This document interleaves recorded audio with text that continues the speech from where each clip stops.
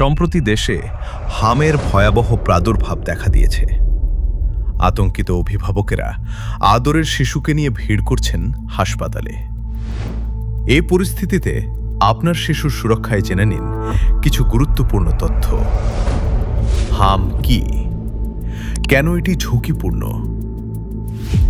হাম একটি অতি সংক্রামক ভাইরাসজনিত রোগ, যা মূলত শ্বাসনালীর মাধ্যমে শরীরে প্রবেশ করে এবং শিশুর রোগ প্রতিরোধ ক্ষমতা সাময়িকভাবে দুর্বল করে দেয়।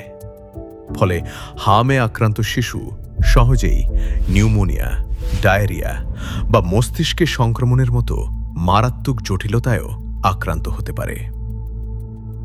হামের প্রাথমিক লক্ষণ: হালকা জ্বর, নাক দিয়ে পানি পড়া, সর্দি কাশি, চোখ লাল হওয়া বা পানি পড়া, শরীর ব্যথা ও প্রচণ্ড ক্লান্তি, মুখের ভেতরে ছোট সাদা দাগ।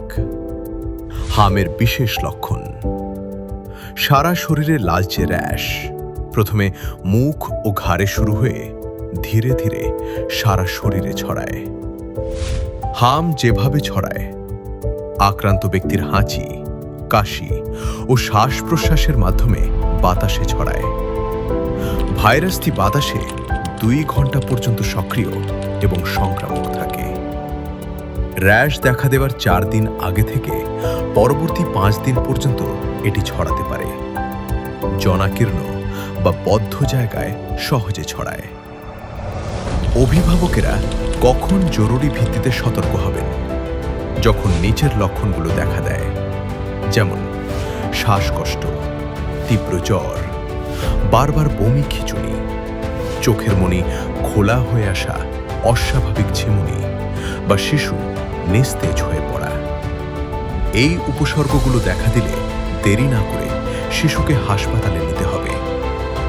চিকিৎসকের পরামর্শ অনুযায়ী শিশুকে ভিটামিন এ ক্যাপসুল এবং প্রচুর তরল খাবার, ফলের রস ও পুষ্টিকর সুষম খাবার খাওয়ান। মনে রাখবেন, হামের ঝুঁকি কমাতে 9 মাস বয়স হলেই শিশুর টিকা নিশ্চিত করা জরুরি। সুস্থ ও নিরাপদ থাকুক প্রতিটি শিশু।